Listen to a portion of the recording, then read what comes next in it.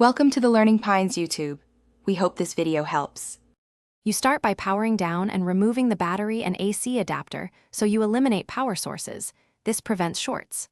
Once done, discharge static by touching grounded metal, then remove visible base screws in a logical order. Make sure to sort screws immediately, group by size and location, because HP uses multiple lengths. Use a plastic spudger to pry seams gently so clips don't break. You want to avoid cracking plastic and striping screw heads early in the process. You should now lift the keyboard or top cover to expose internals. Do this slowly because ribbon cables often clip into ZIF connectors. Once the cover is lifted, unlock ZIFs and slide ribbons out. This preserves the latches. Make sure to disconnect Wi-Fi antenna leads and power connectors before removing modules. Remove RAM and storage by releasing clips and sliding modules at an angle.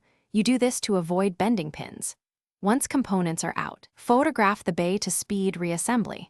You'll now unscrew the motherboard mounting screws and lift the board out evenly to prevent stress on connectors.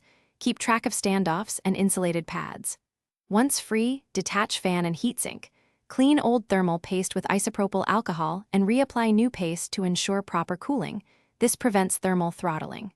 Reassemble in reverse, testing power and display before snapping the case fully closed. If the laptop fails to boot, reseat RAM and SSD first, because loose modules cause most posts. Thanks for watching. Consider subscribing if we helped you.